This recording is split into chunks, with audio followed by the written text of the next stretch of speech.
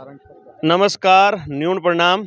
मैं अबार हूँ मुक्तिधाम मुकाम में हिसार आदमपुर हूँ मारा हाथ जुड़िया अनिल जी।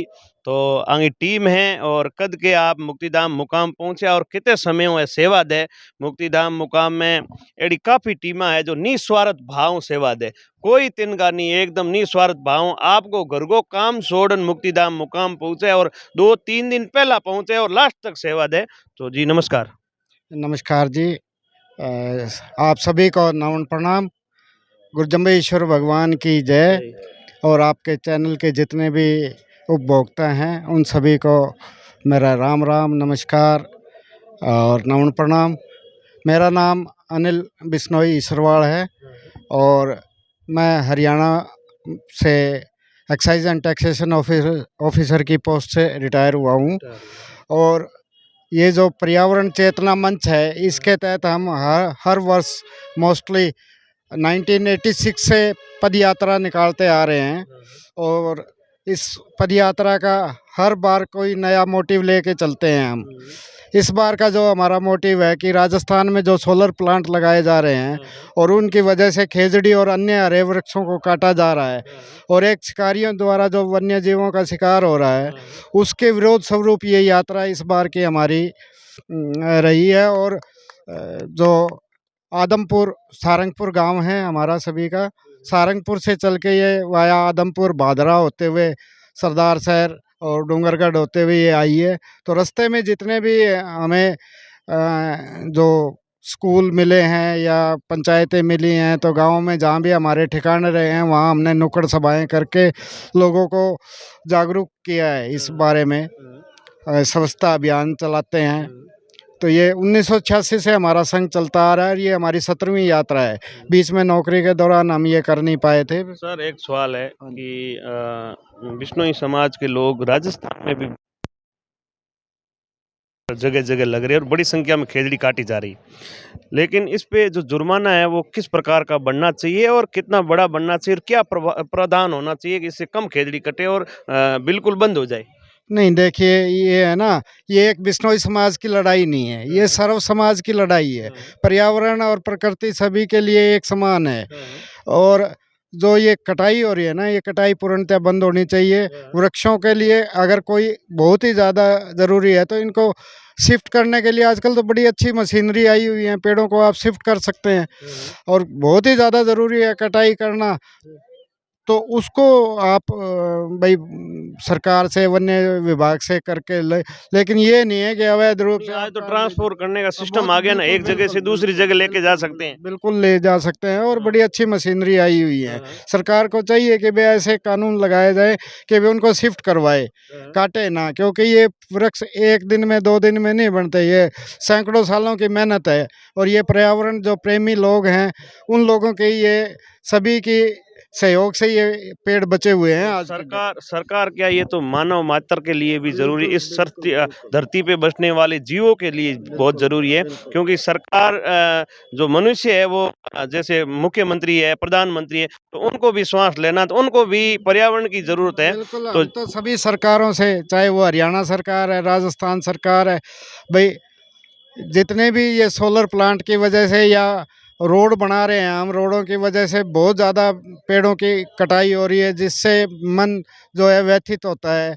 और अब सरकारों के आगे जोर तो नहीं चल सकता, हम विरोध ही कर सकते हैं इस बार। मैं आपके माध्यम से एक सवाल करना चाहता हूँ। छोटे लोग हमेशा, बिश्नोई समाज के जो आम लोग हैं वो हमेशा रोडों पे उतरते हैं, बड़ी मेहनत करते हैं, रैलियाँ करते हैं, लेकिन बड़े लोग क्यों नहीं साथ में आते? उनको भी साथ देना चाहिए। यदि बड़े लोग पूरे साथ आ जाएंगे तो शायद मेरे हिसाब से बात हमारी सरकार तक पहुँच जाएगी। मैं तो यही कहूँगा कि भाई जो बड़े लोग हैं ना, जो पॉलिटिकल हैं या बड़े ऑफिसर लेवल के हैं, वो कहीं ना कहीं अपनी मजबूरी समझते हैं कि भाई हम मजबूर है, लेकिन मजबूरी कुछ नहीं है। समाज के आगे कोई मजबूरी नहीं है, सभी को इकट्ठे होकर ये लड़ाई लड़नी चाहिए।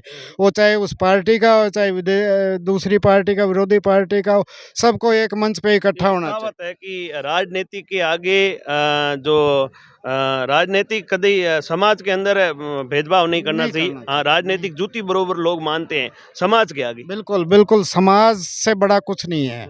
हर लोगों को अपना जो स्वार्थ छोड़ के निस्वार्थ भाव से समाज के साथ खड़ा होना चाहिए।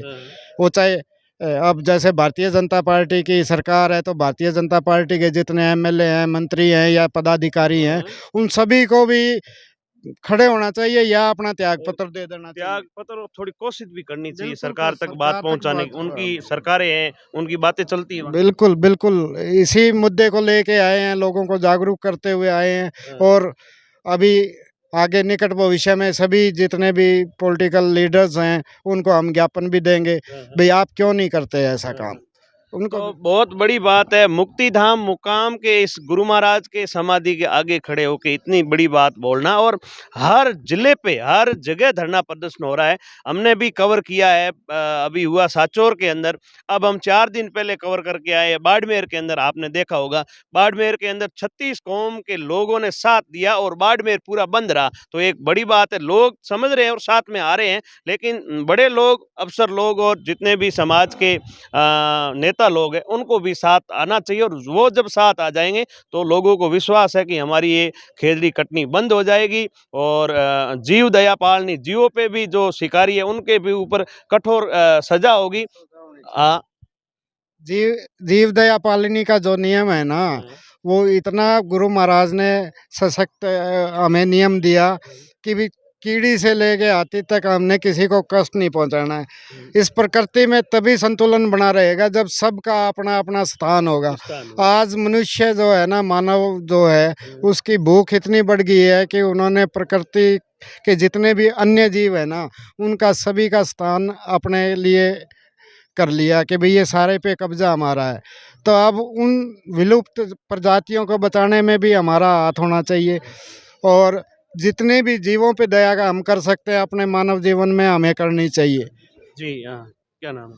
सर लादूराम नाम है, सांचौर से हूँ। मैं इसी टीम में काम करता हूँ। अनिल जी ने ये जो जुम्बा संभाला है, ये बहुत अच्छा जुम्बा है। इसमें भी जुम्बा संभाल के मेरा दिल भी गदगद हो गया, मैं इस टीम के साथ जुड़ गया। ये कानून जो बनाते पर्यावरण का, ये मेलों में बैठे लोग बना देते हैं। फिर मेलों में उनको ऐसा पता नहीं है कि पर्यावरण में क्या काम आ रहा है, और पर्यावरण क्या चीज़ है, इस कानून बनाने वाले को कोई पता नहीं है। सिर्फ और सिर्फ कानून बना के कागज बाहर आ जाते हैं और फिर ये लोग खेजड़ी कटना शुरू कर देते हैं। खेजड़ी पर्यावरण अगर कटना शुरू होता है, वो उनको पता नहीं खेजड़ी का महत्व क्या होता है। ये जो हमारे भाई समझ लो, ये हमारे आदर्श पुरुष समझ लो, अनिल जी ने जो काम संभाला है, इस काम में, इस कमेटी में मुझे काम करने का बड़ा शौक है और मैं इस कमेटी में काम करूंगा। और खेजड़ी पर्यावरण बचाने के लिए मैं बहुत दिल से संघर्ष करूंगा। एंड बहुत बहुत अनिल जी भाई साहब का मैं धन्यवाद करता हूं। तो ये वहाँ से आदमपुर से चल के मुकाम तक पैदल आए हैं, इतनी बड़ी पूरी टीम। इसने हर गांव में रुका नुक्कड़ सभा की है, आपकी मेहनत से लोग इकट्ठे हुए हैं, उस लोगों को इसने समझाने की कोशिश की है। इनके लिए बहुत बहुत अनिल जी भाई को धन्यवाद। धन्यवाद। और एक मैं चीज बता रहा हूँ, एक युवा है हमारे साथ, जो कि आजकल युवा जगते हैं ना, तो वो काम होता है। और युवा तब तक नहीं जगते हैं, तब तक काम नहीं होता। तो आज की जो युवा पीढ़ी है, उनको आगे आना बहुत जरूरी। जी नमस्कार। नमस्कार आप जी। एक युवा हो, पर्यावरण के बारे में आपके साथी युवा साथियों को क्या संदेश देना चाहते हैं, और पर्यावरण बचाने में युवाओं को कितना सहयोग मिल रहा है? युवाओं का पूरा सहयोग है पर्यावरण बचाने में। और जो हम आए हैं अनिल जी के साथ, युवा आए हैं जो कि इन्होंने हमें आगे नई पीढ़ी को तैयार करने के लिए हमें ये लेके आए हैं। भी पर्यावरण हमारे लिए बहुत ज़रूरी है। इन्होंने हमें सारी चीज़ें समझाई है और समझिए, इनके साथ हमें 2 साल हो गए काम करते हुए जीवों के लिए। तो मैं अनिल जी के साथ काम करके बहुत खुश हूँ। अनिल जी ने हमारे गांव में एक बर्ड टावर बनाया था, उसके बाद में हम अनिल जी के साथ पूरे तन मन धन से अनिल जी के साथ काम करते हैं। और मैं एक राजस्थान सरकार से अपील करता हूँ, जो रोडों के ऊपर गायें हैं, हिरण है, आवारा कुत्ते हैं जो रोड पे मर जाते हैं, उनको दफनाने का काम करें। राजस्थान सरकार, जो हमने देखा है उससे प्रदूषण फैलता है और बीमारियां फैलती है। और राजस्थान के गांव से जो पंचायत है, सरपंच है, गौशाला कमेटी है, उस पे कुछ न कुछ फैसला ले, उनको दफनाने का काम करें। जो कि ये खुले में छोड़ देते हैं, या घर में किसी के डेथ हो जाती है, किसी पशु की हम्म। तो उसको रोड पे लाके या बंजर भूमि में छोड़ देते हैं। हाँ। तो वो ऐसा ना करें, मेरा सभी राजस्थान वासियों से हाथ जोड़ के अपील है, बहुत कृपया सुंदर उसको बात बताई दफनाएं, भाई ने। हाँ उसको कृपया दफनाएं। हाँ हाँ, जी नमस्कार सर।